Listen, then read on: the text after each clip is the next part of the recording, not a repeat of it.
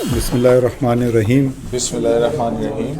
میں عبدالقیوم صدیقی اللہ رب العزت کو حاضر ناظر جان کر عہد کرتا ہوں اللہ رب العزت کو حاضر ناظر جان کر عہد کرتا ہوں کہ بطور عہدیدار پریس ایسوسی ایشن آف سپریم کورٹ پریس ایسوسی ایشن آف سپریم کورٹ مجھے جو ذمہ داری سونپی گئی ہے اسے پوری دیانتداری کے ساتھ اور بطریق احسن نبھاؤں گا. نبھاؤں گا. یہ کہ میں اپنے فرائض کی ادائیگی میں ذاتی مفاد یا عناد کو آڑے نہیں آنے دوں گا. یہ کہ میں پریس ایسوسی ایشن آف سپریم کورٹ کے آئین کی مکمل پاسداری کروں گا.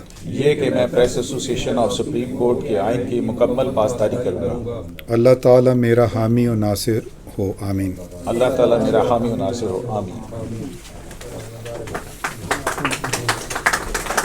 مبارک.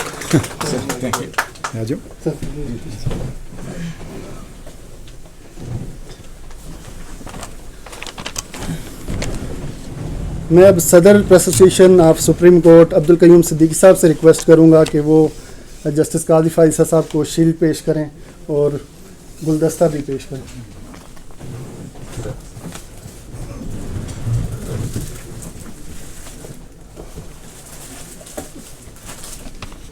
شکریہ.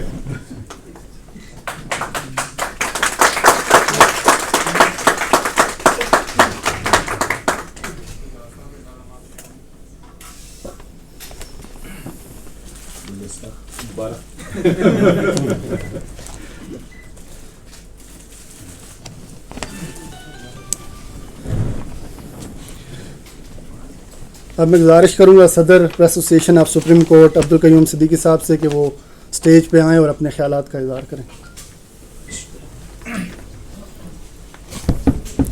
السلام علیکم. بسم اللہ الرحمن الرحیم. سب سے پہلے جناب آنریبل جسٹس قاضی فائز صاحب، ہم آپ کے بہت تہ دل سے مشکور ہیں کہ آپ نے اپنا وقت نکالا اور پریس ایسوسی ایشن آف دی سپریم کورٹ جو ہے اس کو اپنا وقت دیا. یہاں آپ کی موجودگی کا فائدہ اٹھاتے ہوئے دو چار باتیں جو ہیں وہ ضرور کرنا چاہوں گا. ایک تو یہ ہے کہ ہمیں بڑی اچھی طرح علم ہے کہ 184(3) کا حوالے سے جو آپ کے نوٹ ہیں اور پھر آپ مستقبل میں ماشاءاللہ چیف جسٹس آف پاکستان بھی بنیں گے، تو ہماری توقع یہ ہے کہ وہ جو آپ کی کوشش ہے 184(3) کے حوالے سے کہ اس کے جو پیرامیٹرز ہیں وہ ان کا تعین ہو.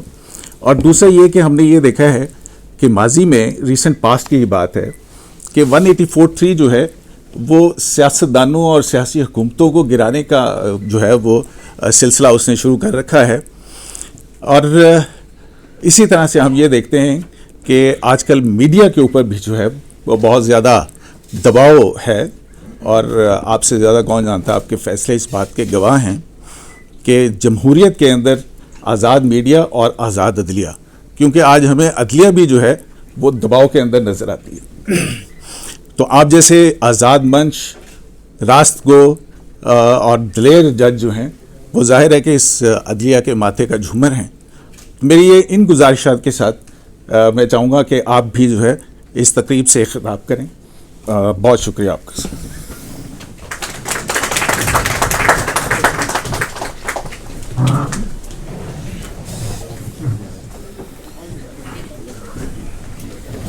ادھر آپ کی وہ بند ہوئی ہے ایئر کنڈیشننگ؟ نہیں سر، چل رہی ہے. اچھا، بہت بہت شکریہ آپ سب کا، اور آپ سب حضرات کا جنہوں نے اوتھ لیا ہے. مگر ایک گلا تو میں آپ کو پہلے ہی بتا دوں اپنا. دیکھیں آئین میں ایک شک ہے، participation of women equal participation of women.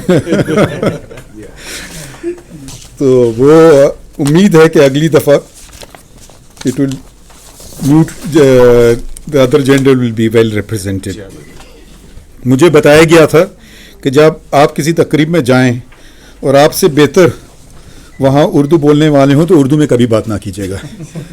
یا انگریزی کے صحافی کم ہیں تو میں اس لیے انگریزی میں بات کرتا ہوں. مگر اس سے پہلے میں صرف 2 باتیں کر دوں.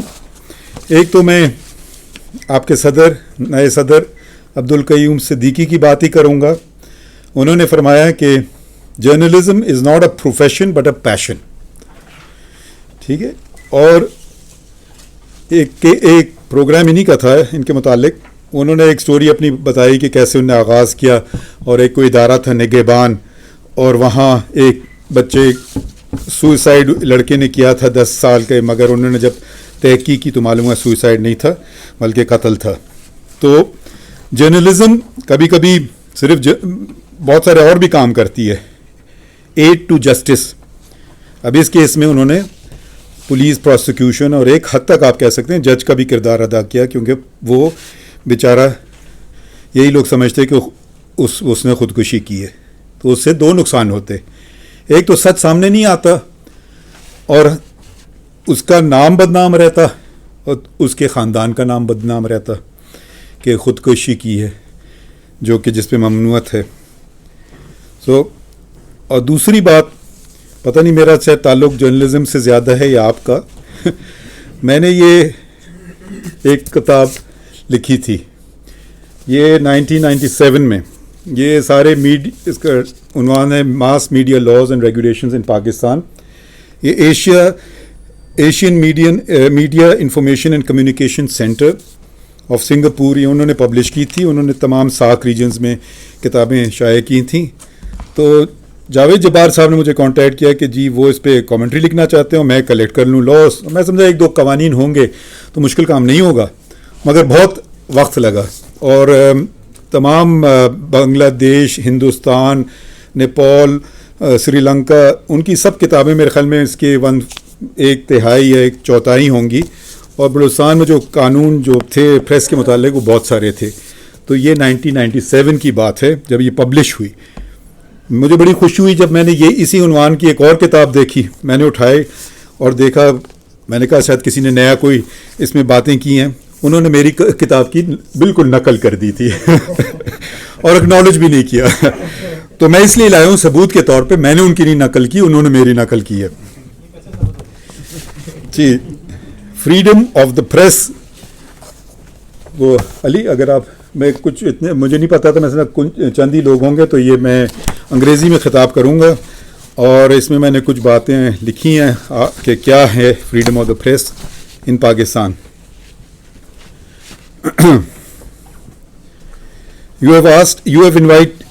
Thank you for inviting me to speak today.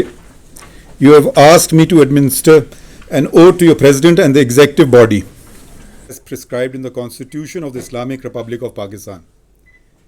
Journalists are not required to take an oath. Therefore, volunteering to do so is a testament to your integrity. I pray that you have the strength to abide by the oath and withstand outside pressure. How very different this country would have been if oaths were abided by. Article 19 of the Constitution guarantees freedom of speech and expression as a fundamental right. The Constitution, enacted on 12th April 1973 by the people's elected representatives, guarantees the enforcement of all fundamental rights. A reiteration of the vision of Pakistan envisaged in the 1949 Objectives Resolution, which included freedom of thought and of expression. The Objectives Resolution is now a part of the Constitution of Pakistan by virtue of Article 2A. The 18th Amendment added another fundamental right to the Constitution, that is Article 19A, the right to have access to information in all matters of public importance. This addition made freedom of speech and expression and the freedom of the press more effective. The Federation and each province enacted laws that provide the mechanism enabling citizens to obtain information. I have listed the names of these laws, both federal and by each province, whereby you can obtain any information, and the government of the province or of the federation are bound to provide you this information. A vigilant and courageous press provides a public service. We often forget this. Chief Justice Evans Hughes of the US Supreme Court about 90 years ago said, "The administration of government has become more complex, the opportunities for malfeasance and corruption have multiplied, crime has grown to more serious proportions, and the danger of its protection by unfaithful officials and the impairment of the fundamental security of life and property by criminal alliances and official neglect emphasizes the primary need of a vigilant and courageous press." This was said 90 years ago in the United States of America Supreme Court. I've given references to the case laws at the bottom of the paper.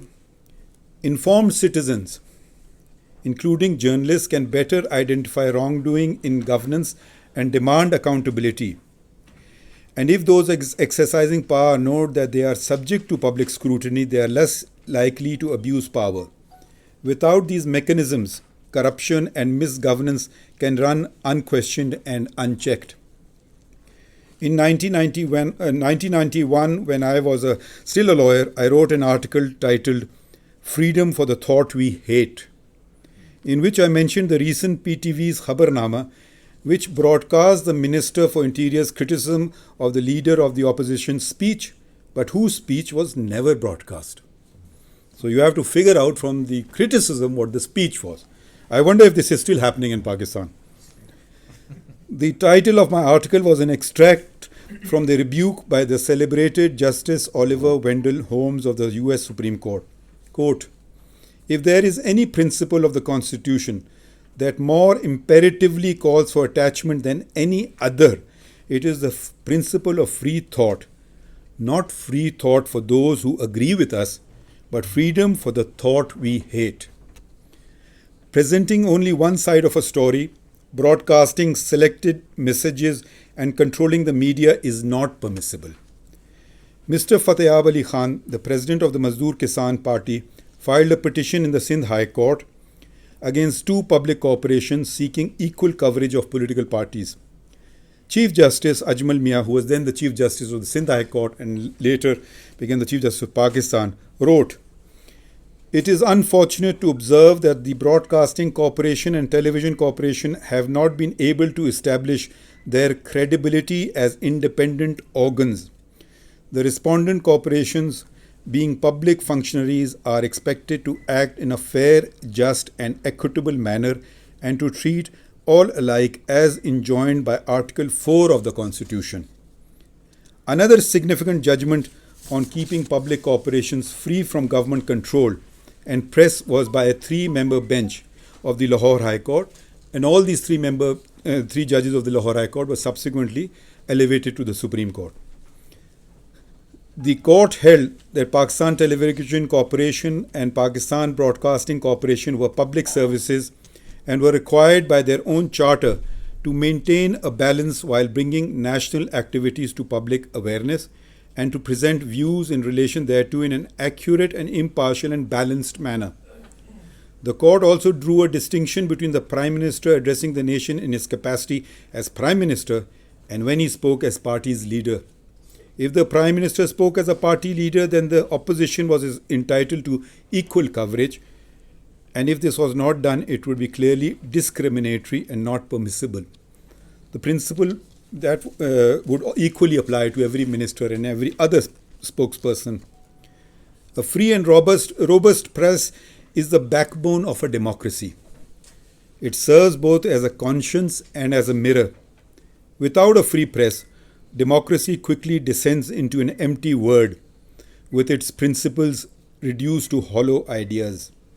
Throughout history, totalitarian regimes have suppressed the press and imposed censorship. In Pakistan, freedom of the press is stipulated as a fundamental right. Fundamental rights enshrined in the Constitution are not favors which may be bestowed on the people. Violating fundamental rights is a violation of the Constitution. Obedience to the Constitution is the inviolable obligation of every citizen, as Article 5 provides. Anyone curtailing it is an enemy of the people and the Constitution and must be held accountable. When citizens fight for press freedom, they fight for their own rights. if the people surrender their right to free speech and expression or permit the censorship of the press, it will not be long before other guaranteed freedoms are taken away. A free press is vital to disseminate the voice of the people. It is also necessary to expose injustice, wrongdoing, corruption, and high-handedness. Is mentioned somewhere else, not as an article, but number 19 is mentioned as in somewhere else as well. In a verse of the Holy Quran, alayha tisata ashara, and over it are 19. One of the mysterious Holy Quran with regard to Article 19, which you may want to look up. This is from the 74th Surah of the Holy Quran, verse 30. There may be times when one is absolutely certain of the validity of one's views, but even disagreeable speech and expression of others must not be curbed. The writer and law professor, Richard Dooling writes, quote, "The more certain you are, the more you should resist the temptation to silence those who disagree." During the premiership of Liaquat Ali Khan, who was Pakistan's first Prime Minister and the right-hand man of the Quaid-e-Azam, Muhammad Ali Jinnah, Pakistan signed and bound itself to the Universal Declaration of Human Rights. Pakistan had the distinction of being amongst the original 48 signatories to the declaration, which has now been signed by 150 countries. Article 19 of this declaration relates to press freedom. Everyone has the right, and I quote, "Everyone has the right to freedom of opinion and expression. This right includes freedom to hold opinions without interference and to seek, receive, and impart information and ideas through any media and regardless of frontiers." Pakistan made an auspicious beginning, a righteous commitment by Pakistan's first elected Prime Minister 72 years ago. Is this commitment and guarantee of a free press burning bright, or is it being extinguished? Reporters Without Frontiers is an international non-profit organization which has consultative status with the United Nations, UNESCO, and the Council of Europe. I mentioned this to show its credibility. This organization publishes the World Press Freedom Index, evaluating 180 countries and ranks them according to the prevalence of press freedom. Its rankings reveal that we are not living up to what Pakistan's founders wanted. In 2017 and 2018, Pakistan stood at the very low 139th position in terms of the Freedom Index. It then slipped to the 142nd position in 2019 and then took the plunge to a shameful 145th position. The Honorable Muhammad Ali Jinnah, as a member of the Legislative Council, stood before a foreign occupying power and spoke against the Press Act, which the British had introduced, and which he said was a striking blow to the liberty of the press which we all prize, unquote. He called to, quote, protect those journalists who are doing their duty and who are serving both the public and the government by criticizing the government freely, independently, honestly, which is an education for any government. An education for any government. I always welcome when I am criticized because I may be educated and do better next time. I wish you all every success, for without your voices, we risk losing our way, losing our constitution and our nation. Thank you, ladies and gentlemen, once again for this great honor.